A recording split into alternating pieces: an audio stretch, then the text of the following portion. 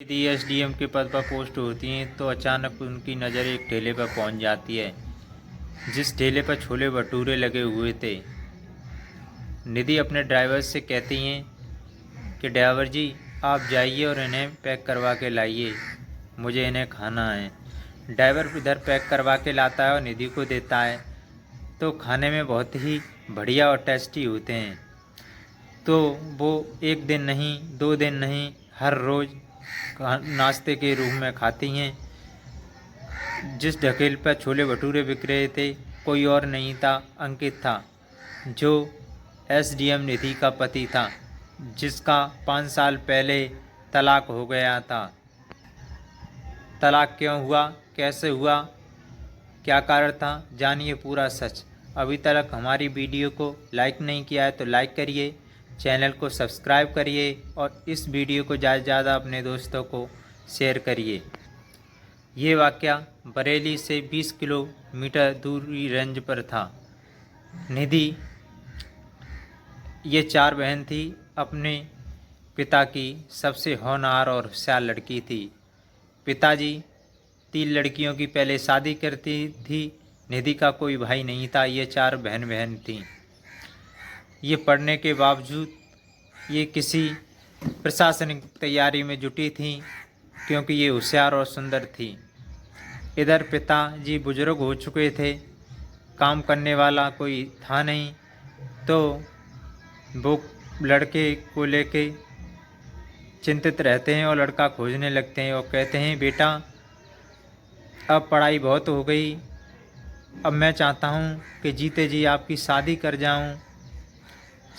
जाऊँ और जो आगे की पढ़ाई है अपनी ससुराल जाके करना। तो जिसके पिताजी जो होते हैं निधि के, वो कहीं लड़का देखने जाते हैं तो वहाँ पर कहीं कुछ कमी निकलती है, कहीं कुछ निकलती है। आखिर मामला फिट नहीं बैठता है। वहाँ से बरेली से ही कुछ दूरी पर एक व्यक्ति लड़का बताता है जिसका नाम अंकित होता है। वो भी शादी के योग्य था, ज़मीन भी बढ़िया थी और उसके माता पिता और अंकित था। बहन कोई अंकित की थी नहीं थी। इधर निधि के पिता एक बिचौलिया के माध्यम से अंकित के घर पहुंच जाते हैं और वहां से वो फ़ोटो वगैरह ले आते हैं। लड़का क्योंकि सुंदर था, योग्य था और घर में किसी भी प्रकार की कोई कमी नहीं थी। तो इधर निधि की माँ को और निधि को फ़ोटो दिखाया जाता है। लड़का स्मार्ट था तो निधि हाँ कर देती है। हाँ करने के बाद इधर शादी की रुपाई होती है और एंगेजमेंट होती है। एक दूसरे को वो अंगूठी पहनाते हैं और इधर अंकित निधि को फ़ोन गिफ्ट कर देता है। फ़ोन से वार्तालाप होने लगता है। इधर अंकित के जो दोस्त या फ्रेंड्स होते हैं तो वो कहते हैं अंकित कॉन्ग्रेचुलेशन, एक बारात आई, इसकी आपका रिश्ता पक्का हुआ है तो हमारी पार्टी तो बनती है। तो अंकित कहने पर अपने दोस्तों के साथ बियर का सेवन कर लेता है। ये उसके जीवन का बहुत बड़ा हादसा था क्योंकि वो किसी प्रकार का सेवन नहीं करता था अपने जीवन में और ना ही उसके घर वाले कभी किया था। पीढ़ी दर पीढ़ी बिना धूम्रपान के वो रहे थे। तो इधर 4-5 मंथ बाद जब शादी निधि के साथ हो जाती है तो निधि घर आती है तो उसका पढ़ाई से दिल और दिमाग दोनों हट जाते हैं। उन निधि को कोई इंटरेस्ट नहीं होता। कुछ दिनों बाद वो अपने पति अंकित से कहती है सुनो जी, मैं प्रशासनिक अधिकारी की तैयारी कर रही थी और मैं इस लाइन से हटती जा रही हूँ, मुझे लगता है कि पढ़ाई दोबारा करनी चाहिए।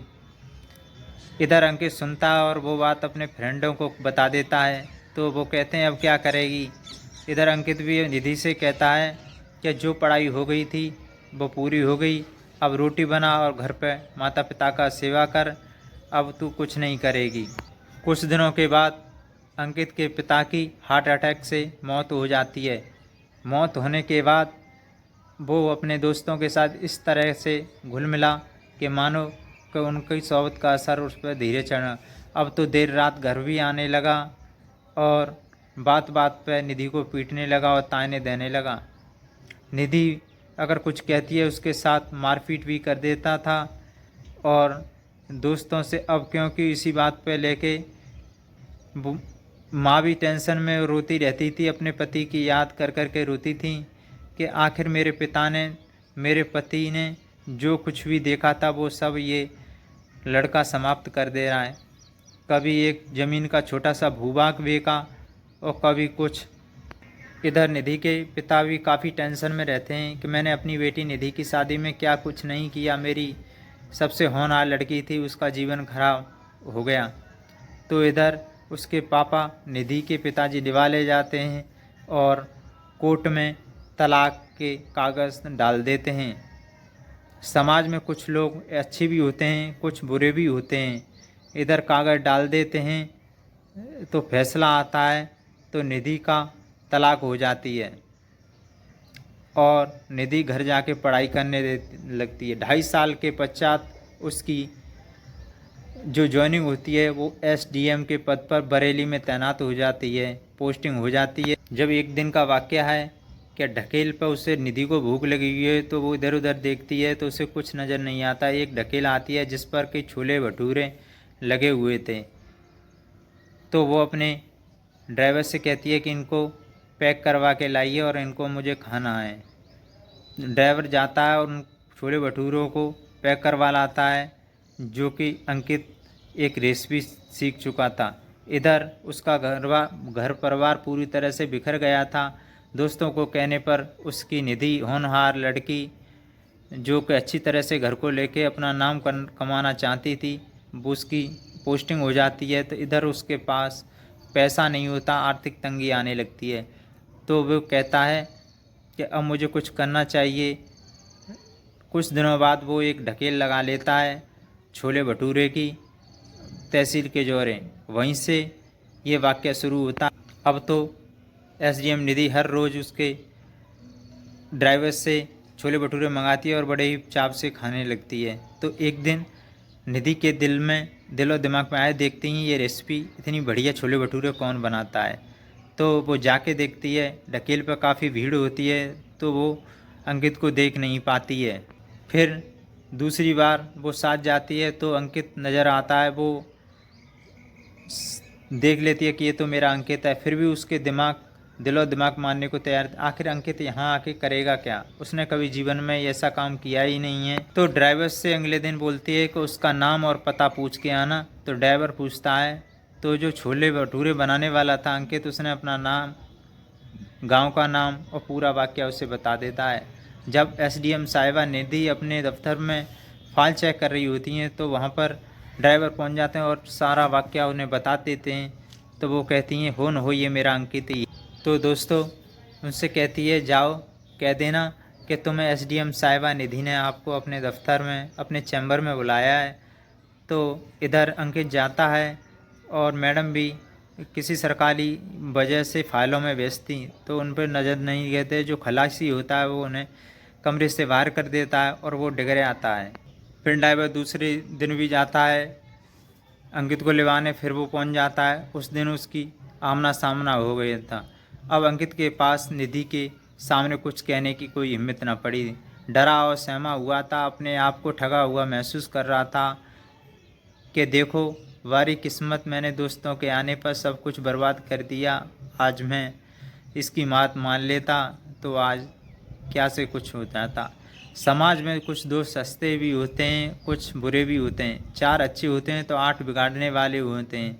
ऐसी घटना अंकित के साथ घटती गई। अब इस बात की जानकारी निधि अपने पिता को देती है। तो पिताजी वहाँ आते हैं और पिताजी कहते हैं, बेटा अभी कुछ बिगड़ा नहीं है, अभी भी आप संभल सकते हो। अब अंकित अपनी आंखों में अश्रु धाराएं रोने लगता है और कहता है, मैंने जो किया वो गलत किया था। अब निधि कहती है कि चलो जो हुआ सो हुआ। पूछती है प्रॉपर्टी क्या हुआ। तो वो कहता है, मैंने सारी बर्बाद दोस्तों के गलत सोबत में, गलत सेवन से बर्बाद कर दी, और मेरा घर भी था वो भी मैंने बेच दिया, और मेरी माँ जो थी वो भी मर गई। इधर निधि उसके लिए एक होटल बढ़िया सा खुलवा देती हैं और अंकित लगभग 60 से 70 हज़ार रुपये मंथली उठाने लगता है। इधर निधि तो सरकारी अफसर थी और ऊपर की कमाई, ये काफ़ी पैसा इकट्ठा कर लेते हैं और कहते हैं वो हमें जगह जो अपनी पैतृक है वो हमें वापस करनी है। तो वहाँ से जो होते हैं वो उस रेट से जिससे उन्होंने ख़रीदी थी उससे 1.5 गुना रेट ज़्यादा कीमत पर ख़रीद लेते हैं और वहीं पर एक खेत खरीदते हैं जिस पर कोई कोठी बनाते हैं। अब वे दोनों एक साथ रहने थे, जीवन यापन करते हैं। उनका एक लड़का हुआ, उनका नाम आदित्य रखा। दोस्तों, कुछ लोग हमारे समाज में देवी के रूप में होती हैं, उन्हें देवी समझा जाता है। अगर गलती लड़का कर जाए फिर भी उनकी इतनी गलतियां होने के बावजूद उन्हें माफ़ कर देते हैं। वो धन्य है बेटियां जो अपने माता पिता के नाम के खातिर ये सब बुराइयों से बचती हैं और अपना फिर दोबारा वैवाहिक बंधन में बंध जाती हैं और परिवार में। दोस्तों, ये आशा करते हैं कि आपको ये हमारी वीडियो पसंद आई होगी, तो लाइक करें, शेयर करें, कमेंट करें। हो सकता है कि आपके अगली वीडियो में कमेंट करने वालों के नाम बोलूँगा।